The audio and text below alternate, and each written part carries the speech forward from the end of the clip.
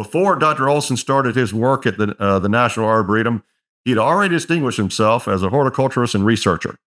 He has received a BS in horticultural science from North Carolina State University, MS in horticultural from the University of Georgia, and a PhD in horticultural science from North Carolina State University as well.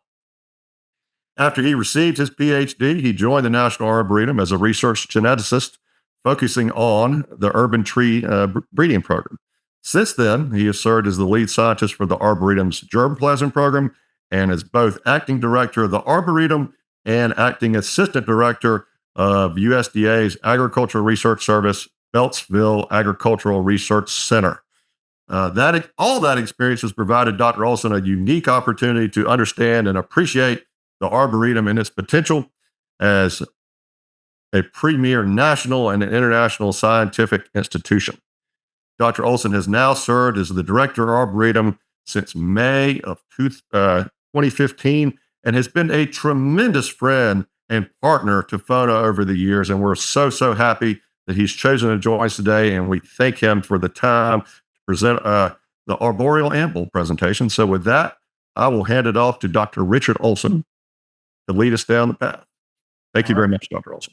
No, thank you, Craven and Ann and the entire team at the Friends of the National Arboretum for making the opportunity available. And if you give me a second, I want to make sure I can get into the proper presentation mode these days and go from there. So if you haven't figured it out, I think from the original idea of this talk as an arboreal amble, this is really an excuse for me just to talk about trees and plants from around the world that I have seen or liked, things I don't always get to talk about, although there's quite a few in here I've talked about before because they're just too cool. Really, I looked at it this morning. I have more than 15,000 slides now, and they date back to I was told as an undergraduate, get a film camera and shoot slides because that's how you're going to teach, right? So I actually have slides, but I rarely use them, although you'll see a few of them in here. They're the old pictures that haven't aged well, much like me, but the rest are digital. And really an excuse to talk about the wonders of the plant world and what we do. And I start off with this quote when I give plant talks because I always find it interesting. And for those of you with the Friends of the National Arboretum, all of you, I guess, as members, and those you recognize the Fairchild Society. We think very highly of David Fairchild here. But this was a quote in the Encyclopedia of Horticulture, L.H. Bailey's Encyclopedia of Horticulture from 1906, which I think is just really fabulous to look at why is it that we don't grow better plants. To be honest, David Fairchild was actually talking about why we don't grow better crops and have better dinner plates, better food on our plates, but it also applies to ornamentals. So, and I first gave this talk, but was able to put it together for actually the Beltsville Gardening Club during COVID. And this was an image, a cartoon that came out of the comics at the time during the peak of COVID. And during this time, we saw a huge rush to access to the National Arboretum to reconnect and engage with nature. People would argue that there wasn't any other places to go, which is true. But our attendance is still maintained north of 700,000 visitors a year, up from 500,000 when I became director. So people are connecting, realizing the value of plants in their lives and valuable spaces like the National Arboretum. So I like to think that what we do here at the National Arboretum and what I've devoted my career to is a pretty noble human enterprise. And we've talked about this. We've done this at the Arboretum and other places. The rise of sort of prescription healthcare, almost, I guess, to check out and engage with nature. And of course, the popular Shinrin Yoku, the forest bathing, this concept that sort of has really taken off in the last 10 years or so of forest bathing and getting out into the woods and connecting and listening and paying attention. That has been huge. And this is, of course, a Japanese tradition that goes way back. but it's not the only place that it's done it. You go to Europe, in Germany in particular, the Waldensamkeit, I won't pronounce that very well, but the feeling of alone while in the woods. So a lot of Germans take to the woods on Sunday to hike with their families. This is the Palatinate Forest in southwestern Germany on the edge of France, and which we had a pleasure of hiking in ourselves. The previous picture was north of Nikko, Japan, near Nikko, Japan, which I had the pleasure of going to too long ago now. But these traditions go around the world at this value of trees. And then one particularly of interest to me, but I can't pronounce it, the Fraluftsliv. I don't, even though I'm Norwegian, that's a Norwegian term of open air life, this notion of the health and being connected and being outdoors. I'm cheating here because this is the picture of Iceland where I have also traveled to. And that's my other sort of theme here is this hobby, avocation, professional career has just really allowed me to travel around the world and get out and see plants in their native habitats, which I think is crucially and vitally important to understanding where the plants come from and how to grow them and what they need. And it's obviously just a good excuse to travel. When I got into horticulture, you would read all these books on plant explorers and their exploits around the world. And I thought, I want to be that. I want to do that. You know, combine my Boy Scouts and camping and put me on a mountainside in the Kangshan in China. I don't mind. Sign me up. So I haven't been lucky enough to be able to travel the world and combine vacations and have a great family that allows me to indulge myself while we're traveling. And this is a beautiful landscape in Amble, Iceland. This is really much some of the only trees on Iceland. This is Betula pubescens, one of the birches in the northern hemisphere, along with a bunch of willows and then other plants that you would recognize. So we're going to go on a little tour of stuff, and it's good to see and realize stuff that you may never have realized, like the willows in Iceland. And the willows are an important genus. I don't know how many people realize it's one of the largest, most diverse woody plants genera and families in the world. There are 350 species, or the 160 documented hybrids, taxonomically complex. They have very simple flowers. But here, especially in the circumboreal regions of the world, hugely important wildlife plant and really good garden plants when you're up north. So this is the woolly willow, and this is the famous Goldfloss waterfall. I think it was the Game of Thrones that this was in. I can't remember.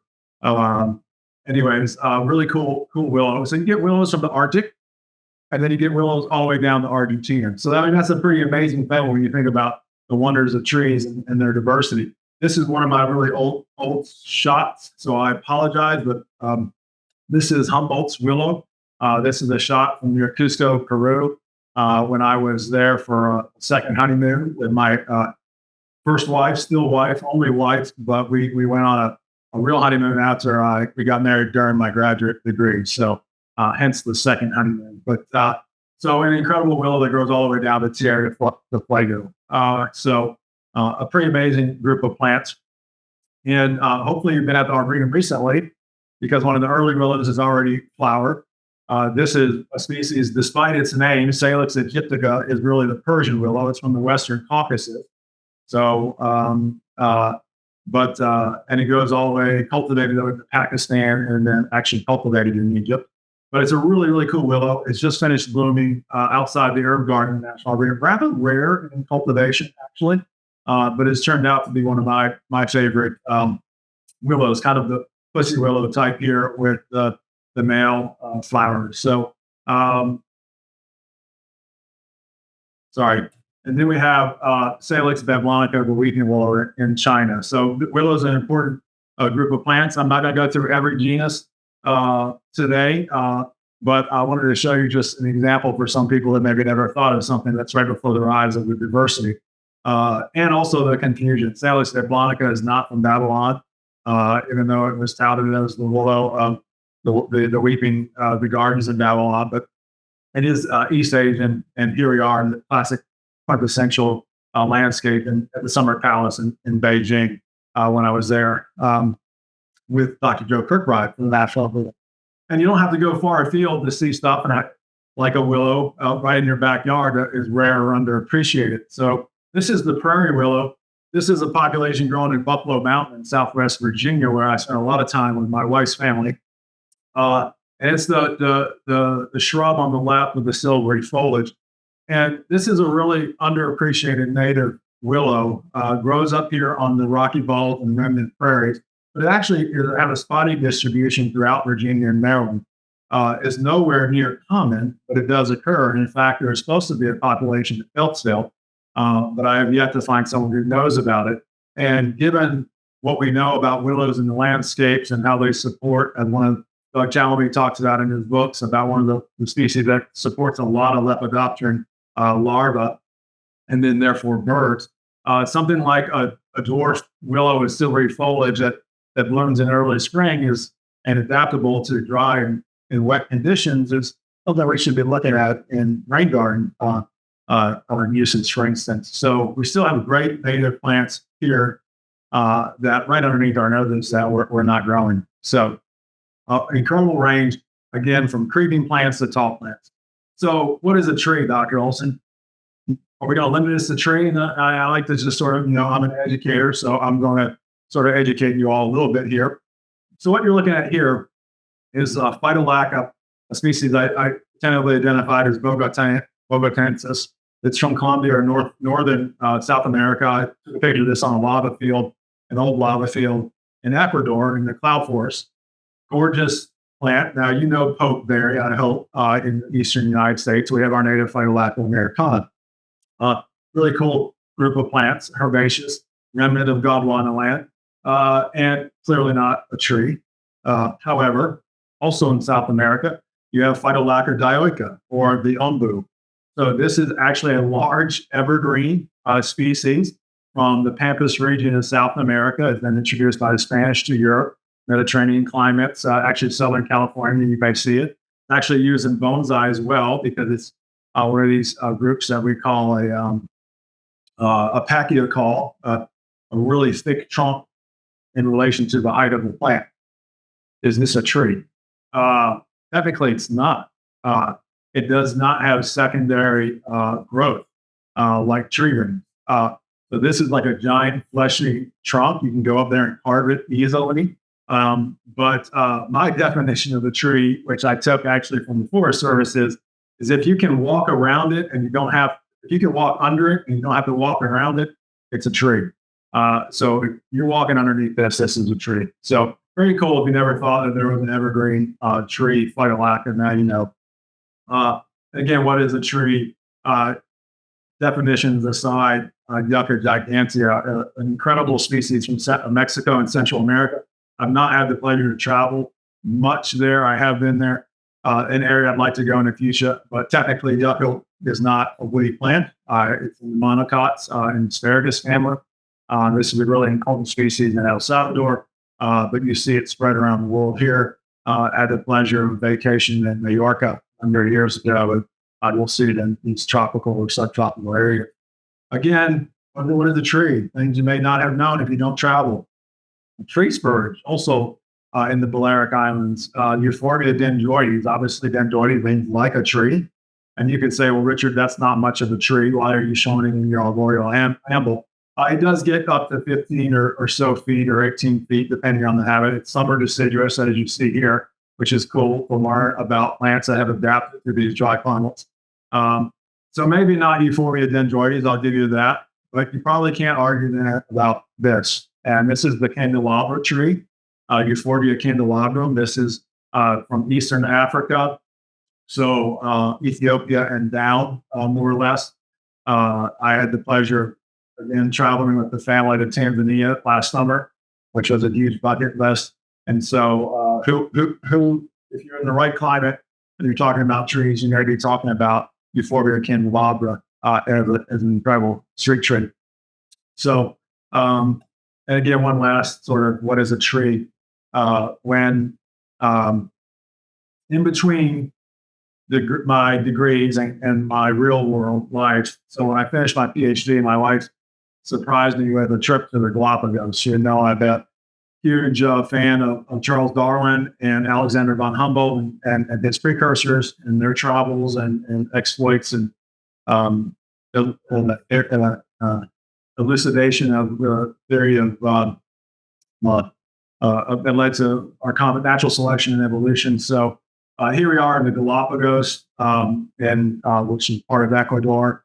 And here is an Apuntia galapagea, which is one of the trees, really the species and all the islands. They've been split up. But here it is as one of the largest arboreal creatures on the island. This is in a sea of Bursera gray opalins, which is the Palo Santo of South America, Central America. Again, some are deciduous.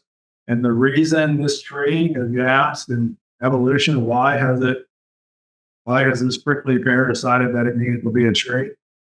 Well, when you have 600-pound tortoises running around eating things, it behooves you to be taller than the tortoises can reach. So really cool things you learn as you travel. And this was when I finished my PhD and I had heard about this plant and wanted to get this because I had been working or thought about working on Chionanthus and had been down there. And so sought this plant off. So this is a pink flowered Chionanthus. So this is Chionanthus pubeus. Now, many of you know the granny old goat's beard or old man's beard, or sorry, I get my common names messed up sometimes. Grassy graybeard for our native fringe tree, Chionanthus virginicus. And then you pretty much only see Chionanthus retusus, the Chinese version. Well, the taxonomists put all this stuff together. And so instead of 2 or 3 species, we have about 80 in the world because there was a genus called Linocearia that they lumped. Well, one of the things that came into this is that's Chionanthus pubescens. This is from the dry, deciduous, summer adapted part of Northwest South America and just has gorgeous pink flowers. And so, the dream was, well, could you use that ingredient to get pink in the Chionanthus? So far, the answer has been no. So really gorgeous here, growing with all the New Zealand flax. So again, I've just had a great pleasure and joy to be able to travel around the world. I highly recommend it. And can't recommend it enough. And one of my first trips was the quintessential, at least American experience, if you can, I guess. Maybe just from my background, it was backpacking through Europe when you're in college or after college. So after college, my wife and I and some friends organized a 2-month trip around Europe. And these are all horticultural friends. So we got the focus on horticultural thing. My wife had actually done it before with her sister and did all the cultural events. So she didn't care that we drug her to all the botanical places. So had the pleasure of going to Pompeii while we were in Naples and seeing this great classic landscape plant called Pinus spinea, or stone pine, umbrella pine. And this is here in Pompeii. That's the classic sort of low Mediterranean pine. And it's the one when you get pine nuts from. And so this is one of my old slides and traveling through there. But that's not the first time I've ever met that plant. So the first time I ever met it was a blue light special. For those of you who remember what a blue light special was, this was when Kmart was more the dominant box store. Whether Kmart exists anymore. But I was a cashier and stock boy in high school to make money. And this is the species that you still see to this day that is sold as a disposable Christmas tree for your house. Not one that you would grow for the tree itself, but as decoration on the table or something. So here you can see it at my house. We picked it up, and it may not be recognizable as a normal pine because it has juvenile foliage. And if you look closely in this image, you'll see this is the juvenile foliage, and the adult foliage is starting to come in. So widely grown for this regard. And occasionally there are smart people who don't want to throw the tree in the compost, and they plant it in the ground. And lo and behold, it's actually quite a nice tree in this area. It's hardly used. This is a tree in Beltsville, Maryland, right off of 201 or Powder Mill. I don't have an image of it, but there is a really lovely specimen poking up above a house in Brentwood, not far from the Arboretum, real close to the Casey Tree headquarters. So a really cool, adaptable pine. Probably the only thing around here that would ever get it would be ice storm, but perfectly hardy, cool plant. A lot of pine. I grew up in South North Carolina. Ooh, that was a big mistake there, Craig. Grew up in North Carolina. Pines everywhere. I'm a native Tar Heel, but I'm not a Tar Heel. And Craig knows what that means. So this is, you can see pines everywhere. This is an unusual pine, the Calabrian pine. It's actually quite common in Turkey, but this was in Crete. So again, this was our backpacking trip. We went to the longest natural gorge in Europe, the Samaria Gorge, and incredible plant communities there. Also one of the endemic species of Zelkova in Europe occurs there. But this is an old shot of the Calabrian pine, which is very closely related to this, which is a forest. Among other plants here is the Aleppo pine, Pinus halepensis. So the Turkish pine that I just showed you in Crete is kind of Eastern European. This is what you would see in mostly Western European and North Africa. So it is grown widely now as a landscape plant, but here it is in Majorca, growing along the seacoast. And again, when you get out and see plants, here's one that has been bonsai'd by the salt spray that occurs. I'd have to ask Michael James and Andy Bello if this species is used or people dig this up. Instead of going to a mountaintop, send me in Mallorca, I'll dig up a pinus and let that teach. So really outstanding to see this growing. Also, rosemary is growing right with it, which is really cool. So also on that trip, I'm kind of a World War II buff. My grandfather was the greatest generation. All of our grandfathers in our family were in the war effort, and so it was cool to go to Europe and see what's left of the World War II. So this is the Nazi headquarters, Adolf Hitler's summer retreat, the Berchtesgaden Eagle's Nest in Berchtesgaden, Germany, and so that was neat to see the history there. But of course, it's growing in top of the Alps, the Austrian Alps there. With Mugo I, which you get to stay at a standard landscape plant around here, although I don't recommend it that much because it does have some issues.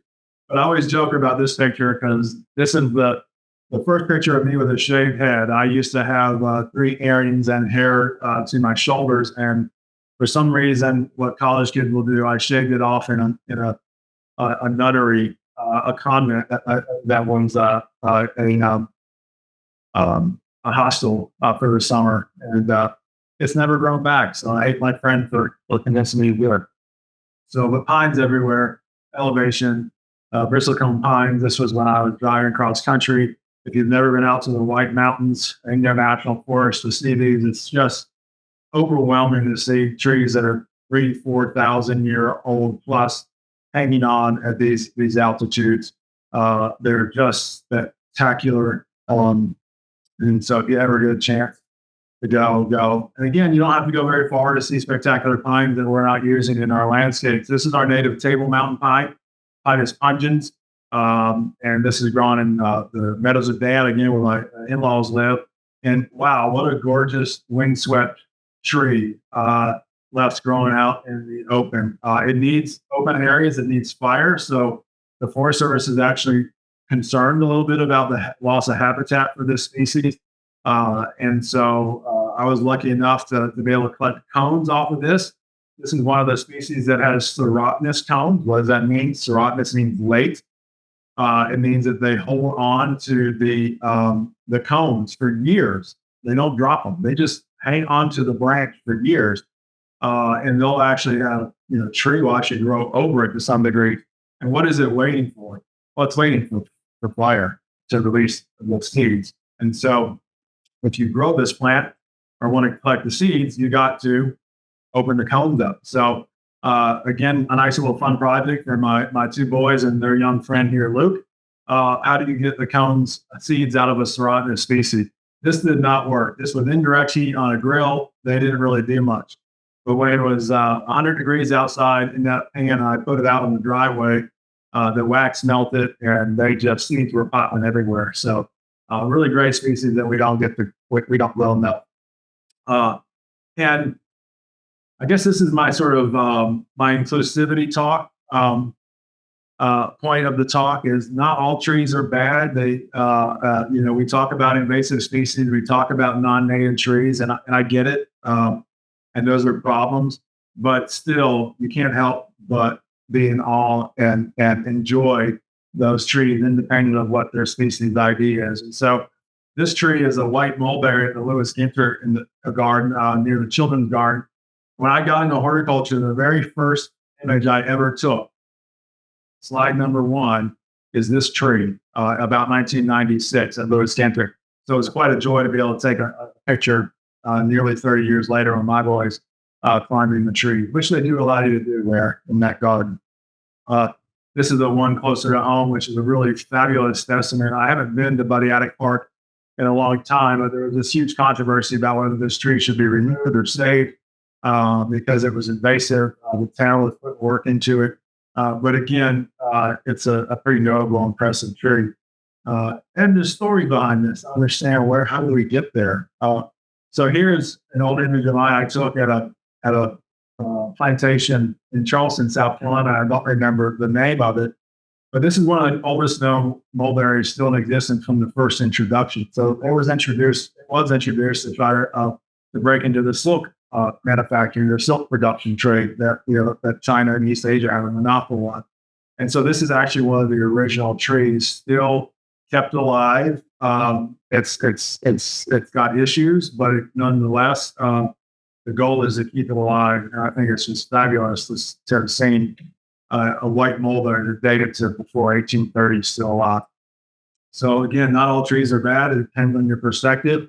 So if you go to England, if you're in England in the Victorian period, or New York City, or Eastern United States in the early 1900s, the pollution was real. We think we have pollution now, but all that coal burning and smog and the lack of regulation, you had a tremendous amount of soot in the air, and it really affected trees. It would settle on the needles, especially if you're an evergreen. It was really tough on you, but not all trees could tolerate it. And so, tree of heaven, the weed, was widely seen as sort of a savior. It can survive in some pretty abysmal city conditions.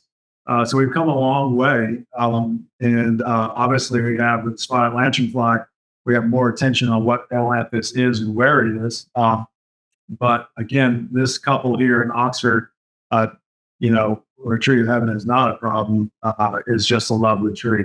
And again, you got to be in awe. I may have shown this a number of times. Sue Benson and I saw this in Asheville. This is the largest tree of heaven I've ever seen. It's a multi-trunk specimen. And yeah, it's invasive, but holy mackerel, that's an impressive tree in this front yard.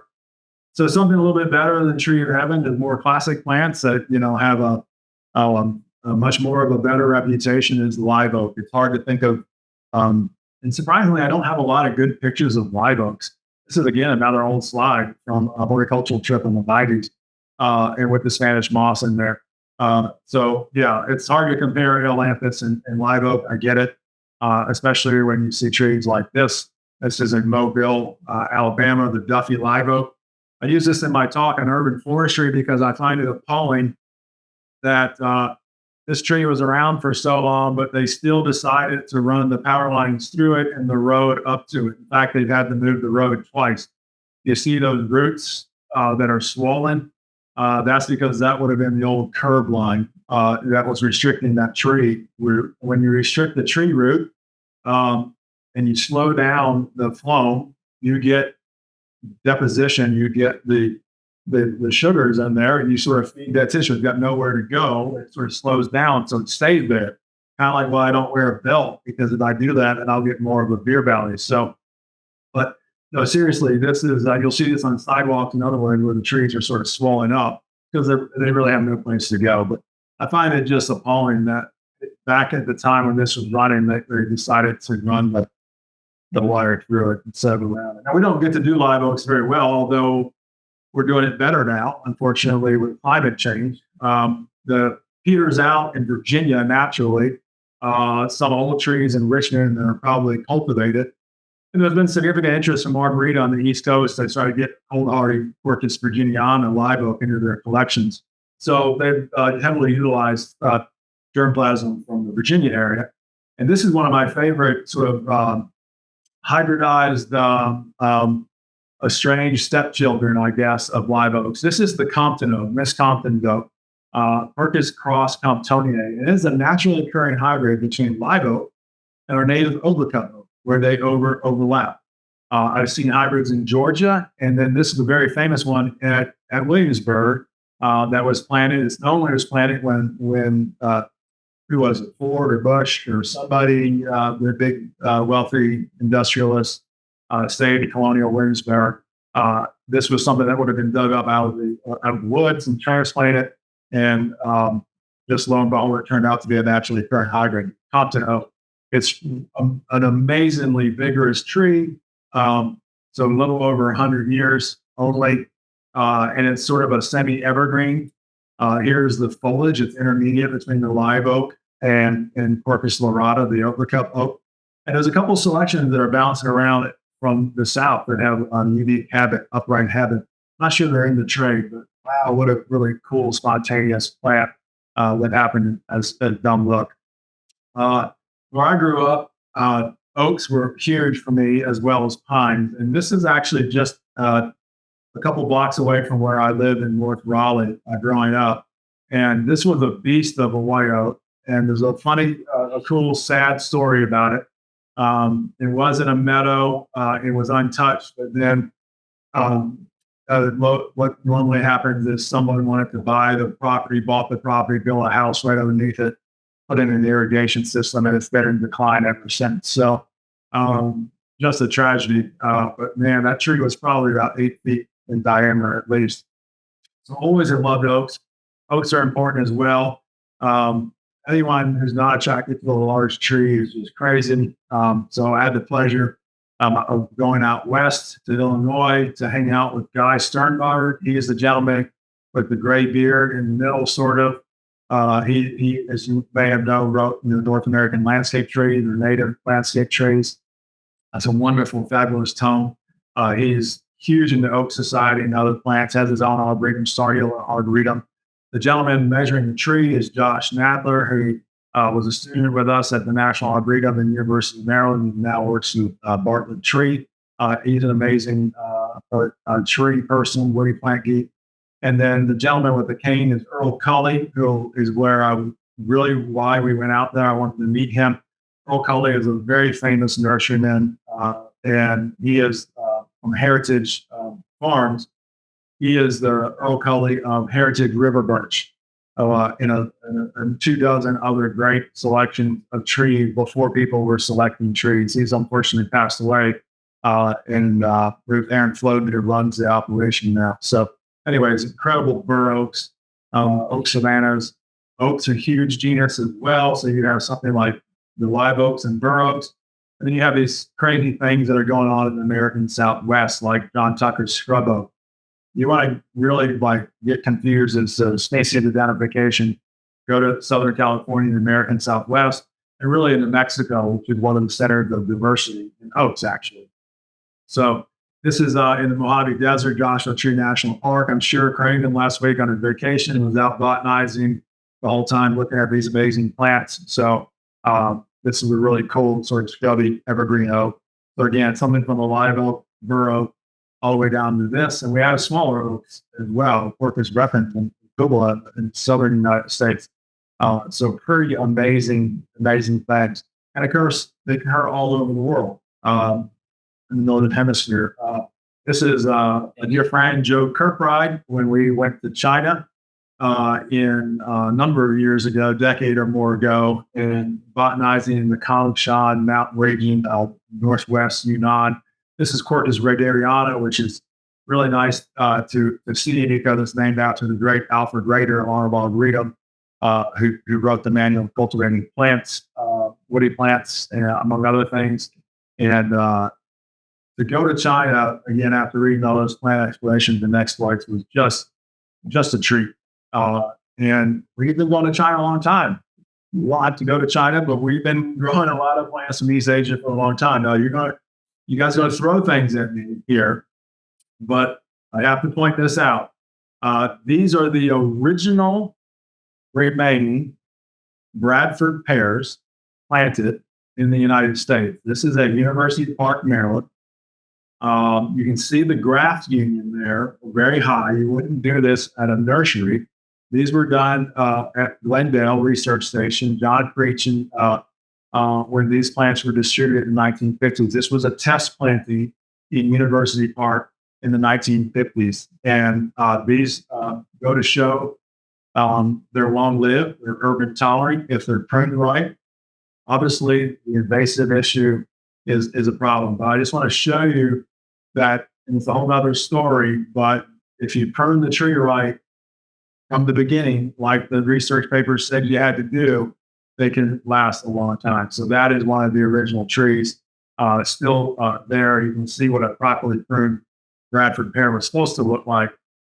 Again, the invasiveness is a whole other issue. But China has an amazing diversity of plants, and something to just hopefully blow your mind in case you have never thought about this.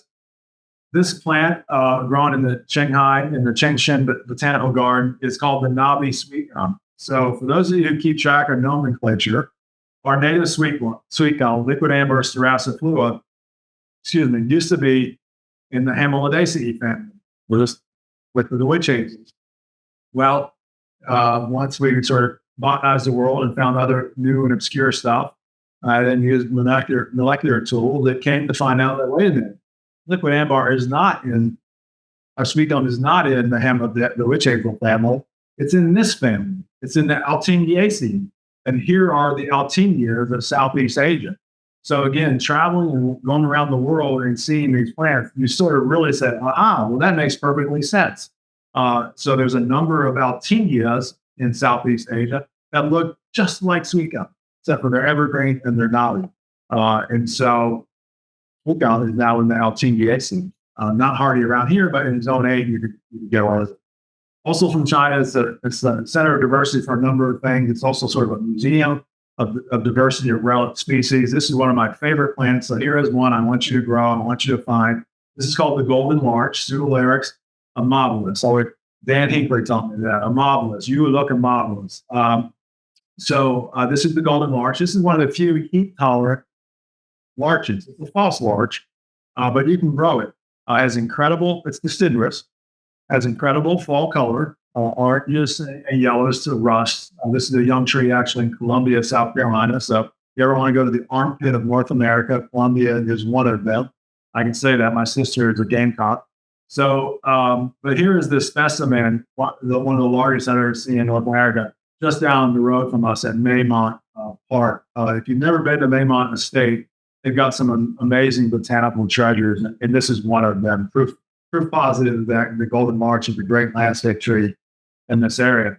Now, I don't need to talk about ginkgo much. I just thought I'd show that. Everyone should be familiar with it. This is a great old plant in Regensburg, and this is what would essentially be considered one of the national champions. It's not native, so we don't often call them that, but this is the giant beast of the tree along with gardens up the road from us. And again, for something that's been on the planet about 200 million years, pretty impressive that we can still grow it. And another place you should go, you see there's a lot. It was sort of in vogue to pass this around. You've never been to Tyler Arboretum up in the Brandywine Valley area. A lot of people go to Longwood or Chanticleer, but please don't forget Tyler Arboretum. It's like us. It needs some love. It has some amazing old specimens. There's my son hiding in one of those ginkgos, and then Cave Dill in Kentucky has an impressive specimen. And of course, if you get to Asia, this is the biggest one I've seen in Kyoto at our UNESCO World Heritage Site. The temple here has been there for 1,200 years, and this tree was apparently brought over and planted. So this is an amazing form of ginkgo that is more horizontal in growth habit. Unfortunately, there was construction going on. And ginkgos are really cool too, because where else do you get to see essentially stalactites on plants? This is what will happen on old geckos. You get this growth, this protuberance. There's even been a cultivar name called Chi-Chi that does it at a younger age. And Peter Del Tredici from Arboreal sort of talks about how this is an adaptation for this early gymnosperm. It's not a conifer, it's a gymnosperm, deciduous. That it was an adaptation for resprouting in rock slides and landslides. So it's a wonderful paper on this, which is really cool. And you can propagate gecko from these protuberance. So I have seen it on other trees. This is my friend. I abandoned my I had two options: buy an engagement ring and get married, or buy an engagement ring and go travel for a summer and then get married. So what did you think I did? Yes, I traveled for the summer with my friend. So we did a horticultural trip to Scotland to visit all of the Western Isles and the classic estates where the plant collectors, where their plants were coming in the 17, 18, 1900s. And this is the oldest Cryptomeria japonica or Sugi Cryptomeria that we've ever seen. Growing in Scotland at an estate, nice, wonderful layered branches. I had the pleasure of seeing it again, old growth in Japan. So this is not a planted tree, assumed not to be a planted tree, but this is what Cryptomeria does in its native habitat. And of course, its closest relative is giant sequoia, so it sort of makes sense. And so you can see the towering Cryptomerias here in Nikko. So we caught it at the perfect time for fall color on Momiji, the Japanese bed. So, and again, here's the sequoia dendron. Here's the closest relative, right? So that's my wife. She does this a lot. This was when we were backpacking in Europe as scale. In the image, this is at Versailles, and freshly sequoia dendron, giant sequoia. And again, unfortunately, these are, we're worried about these in terms of climate change and habitat and burning out west in California. So it's just a tragedy. And I told you to go to Tyler. Please go to Tyler Arboretum. They have one of the larger ones on the East Coast. You can get away with this. We tend to lose ours. I can't. The horticulturists will do a better job here. I think there's a fungal disease that sort of defoliates them. I don't remember what it is, but it's an incredible species. The big trees, we have them on the East Coast as well. So one species that will do well in climate change is the bald cypress. We need more of it in our coastal communities. This is an image. Now, this is the only a series of images that are not mine. I've not had the pleasure to see this one, but you can see 17 feet in diameter. And this is the Taxodium isticum, the bald cypress. And there's thought that the knees and the buttressing help in the swampy soil with windrow, and then also the knees with flotsam and jetsam. Of course, obviously, in heavy soils, they're also thought of as metaphors. But I have to look into that because I'm still not sure that it's been shown that they do gases exchange. Someone can correct me. But really cool to see these old growth bald cypress because there's almost none of it left. And then for those of you who are saying, well, what about pond cypress? It's close kissing cousin or sometimes lumped in as a subspecies, Taxodium ascendens. Here's the national champion outside of Shangri-La in Texas. This is an image from either David Creech and was the last couple, or from Rick Lewandowski. I don't remember. I don't have it labeled properly. But again, that's pond cypress. This is pond cypress where you see it in the Pockersons of North Carolina and southeastern United States. Wonderful plant. There's a number of selections available in the trade of pond cypress. However, you won't typically see this, which is another southeastern conifer correction, gymnosperm. This is Torreya toxifolia, the stinking cedar. I've shown this in other images. This is the national champion in Norlina, North Carolina. Its habitat, though, is actually the panhandle of Florida, Appalachian Bay area, very restricted. It's one of the most endangered plants in the United States. The combination of habitat loss and disease pressure, introduced pathogen. The Atlanta Botanic Garden is working really hard to help preserve that and grow out seedlings. They need male and female trees. There's not a lot of reproduction in the wild. This is the wild right here. So this is what you would see. This is, again, Dan Hinkley, where I interned and was a student at Heronswood. We had the opportunity to hike together and never pass that up. So this is Appalachian Bay, and this is bluffs, and this is what you see. that palm in the background where you plant geeks is the needle palm, the Pitophyllum hystrix, one of the most cold-hearted palms in the world. We have it growing here, a little cold.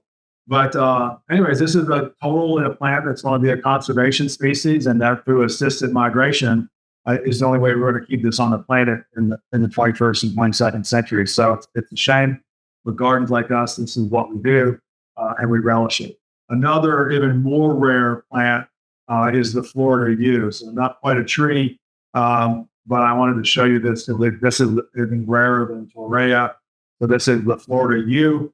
It's classified as an endangered species. And so, yes, we have a heat-tolerant native yew, but it's extremely difficult to grow in cultivation. So, which is unfortunate. Apalachicola is less. Great place to go and visit. A little further south in Florida, the end of the sort of the temperate zone, and the horticultural black hole that is Florida. That's a long-standing joke. We can talk about it later. But at the end of the Atlantic white cedar, southernmost range, and you get to see some old growth Atlantic white cedar. We planted some as part of the Hickey Rod, or Springhouse Rod restoration, and it occurs up until it's the make or not. But incredible native candy cypress. I may not even have the name right because I think it's been changed along with the Cupus cypress. But anyways, this is one massive specimen in Alexander Springs. And a number of horticultural forms, again, in the dwarf conifer market, but man, oh man, to see it in the wild is amazing. And something a little bit more closer to home, I don't know how many of you have ever gone to Natural Bridge, Virginia. It seems kind of like a hokey original highway sideshow from the George Washington era in the United States. Is one of the first sort of like natural features and that were sort of being marketed, so to speak. But it is an amazing community of plants, and in particular, on the southern population of what we all take for granted is just arborvitae or Thuja occidentalis, what we call the northern white cedar. And this is a 1,600-year-old standing snag of Thuja occidentalis. It's worth the hike down and to see. And then that's the actual natural bridge with the arborvitae growing on it. It's a pretty cool spot. I don't know. We're at 12:55, so I'm going to keep going, Craven, for a little bit. Sure. Yeah, let's start wrapping it up because I know everybody probably wants to get off right at one. But yeah, I mean, my gosh, we're here to hear you. All right, well, let me go because there's 12,000 left. Cupressus center iron, many of you know Italian cypress. If you ever go to Venice, Italy, and go to the Murano Island to see the glass, you can stop off at this Sand and Shelf Cemetery. Incredible. Most of what we know in cultivation is the variety stricta, this upright form that you see in Hollywood and other places. This is in Olympia, Greece. When I was a student running around, bare breaches in the foreground there, but amazing plant that we don't do particularly well around here, but you can get away with it. Another old conifer, which is, if you ever go to England, oh my goodness, this is what blue atlas cedar is supposed to look like.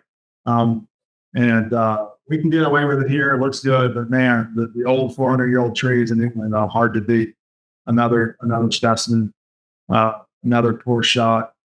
Sorry, I had too many in here. This was my class that I led in UGA. This is actually at the old Winston Churchill Estate, Lanham Palace. And in the south, in the south, we have you see more deodar cedar. It's close cousin. So this is the Himalayan cedar, where the Atlas is from the Atlas Mountains. This is a spectacular specimen in Aiken, South Carolina. I know you're in the horses know that Aiken was a big horse area. This is at the Horse Museum, Racing Museum. Again, Tyler Arboretum. I'm telling you, I should be on the hook with Tyler. They actually have the cedar of Lebanon, which again, same group growing here in Tyler Arboretum. Amazing specimen. Trees can live for a long time. Olives, none more so probably than olives. If you ever get a chance to walk through an olive grove, they're spectacular. So spectacular, in fact, that the Chinese are paying top dollar for large specimens. So many of the old orchards in the Mediterranean, some of the trees will be dug up and actually sold to China, where they are actually hardy, and they're just prized over there. This is a nursery that specializes in digging old olives from Europe and sending them to China. And my poor wife has been with me this whole time. She's a great traveler anywhere we go. This is in the American Southwest, and many of you know my love for catalpa and chalopsis. This is the native habitat of the desert catalpa or desert willow. Grows in either lowlands, in the phreatophyte. Look that one up, and you can talk about it later. And just an amazing plant with amazing potential. We have some growing in the terraces here. And I still have some bucket list stuff. I'm starting to chip away at it. I mentioned we went to Africa. And this is, many of you may know the genus Erythrina. There's some herbaceous species that we grow that are native to the southeastern United States. But they are trees, other large shrubs throughout the subtropics. And this is the famous flame tree, which is native to the eastern or to Africa. So got to see Erythrina. We'll see it in the highlands of Tanzania. And there are the flowers.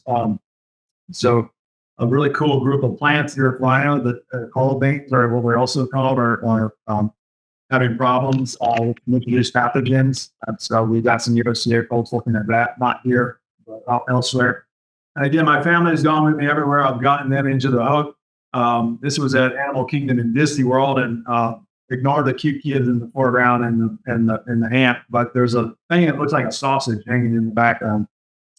That's the famous sausage tree from Africa, Camellia africana. This is grown in the Animal Kingdom where it is hardy. And so again, see it here, and then to see it in Africa, where you can also see it with the animal that eats it and disperses it.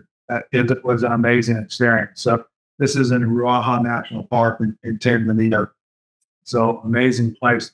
Southern part of Tanzania, most people do Serengeti and Kilimanjaro up north, but don't forget Ruaha, because they have some of the best baobabs as well. This was also a bucket list, which I've been able to mark off to see. This is the African baobab. This is a 2,000-year-old tree growing on our way in through the scrub to Ruaha. And I've read about this tree for so long. It's just amazing to see. I hope everyone gets to go. But we do have problems. I point this out because this is real. When we got off the plane in Tanzania, my kids were like, "What's that smell?" And my wife was like, "I know that smell. Why do I know that smell?" Well, I said, "Well, that's charcoal." And so what they were smelling was the wood smoke from the cooking fires in Eden. And so the production of charcoal for cooking is a huge problem in the world in terms of deforestation. This is a traditional charcoal pit in Dar es Salaam, Tanzania. And so it is still a big problem. And this is a plant like this, which is on my bucket list, Madagascar, I've never been to. Alludia porcera, or the Madagascar ocotea. It's in a strange family, which only you can see in Madagascar, the Gidearian, grown here in LA County Arboretum. But it is being over-harvested in Madagascar for charcoal production. And if you ever thought about a Dr. Seuss plant, this is one. So it would be somewhere considered some leaves. Another place I've never been and want to go is Indonesia, Southeast Asia, and Australia. I thought I'd throw this in there because if you thought that all eucalyptus were native to Australia, you're wrong. This is the rainbow gum, the only one found in subtropical rainforest areas. Incredible barks, and it has been cultivated around the world. This is at Fairchild Tropical Botanical Garden. Hopefully you remember Fairchild. So I'd like to get to that part of the world. It's just amazing. I only have 3 images left, and they're not mine, but I want to show them because there are some things that you just have to go to, and we haven't figured it out. And this is one of them. This is the Arboreal. This is the giant tree in Oaxaca, Mexico. What you're looking at here is the world's largest tree. This is Taxodium visticum radimucranatum. So this is the Montezuma cypress. This is the Mexican form of our bald cypress. So I hope you can appreciate the scale of that tree from this distance. And this is, of course, just a part of its trunk. I don't remember the dimensions of this tree, but it is truly outrageous. And one day I hope, together when it's safe. So with that, I'm actually done. Only 2 minutes over, Craig. So I hope that was a whirlwind tour. That was fun. And I'll stop sharing. Well, Richard, that was a heck of an amble. Thank you very much for sharing all those incredible species and specimens with us. And I really do thank you very much for giving us all this time and really taking the time to prepare all this to share with us. So just great. Thank you very much. We had one question here, and it was actually a question that I had too when I saw it pop up: is why is it called a stinking cedar? Right. It's called a stinking cedar. Early settlers were not very original with their names. Everything that was kind of evergreen was cedar. But the foliage, which is exceptionally plasticky and sharp, if you crush it, just stinks. It is a very off-putting sort of stench, I guess. That's the only way to explain it. And so that's why it's called stinking cedar. All right. Okay. Well, we're a couple minutes over, but many thanks to Dr. Olsen for sharing today. And hold on, so I might add one more. Okay, no more questions. But and thank all of you for joining us and supporting FONA and the National Arboretum. And I would just encourage you one more time, if you want to come out and visit us for all the events we have going on, check out FONA.org and go to the events program tab, and you can get information on the native plant sale, the Lar Symposium, the Garden Fair and Plant Sale, the bonsai classes. So it's just a lot going on at the Arboretum this spring, and we hope to see you all out there very soon. And again, keep out for future digging in sessions as well. This was the most popular one we've had, and hopefully we'll be able to bring you another exciting one soon. Hope everybody has a great day. And again, one more time, big thank you to Dr. Richard Olsen for his time and effort this afternoon to share his arboreal amble with us. Hope everybody has a great afternoon, and we'll see you soon.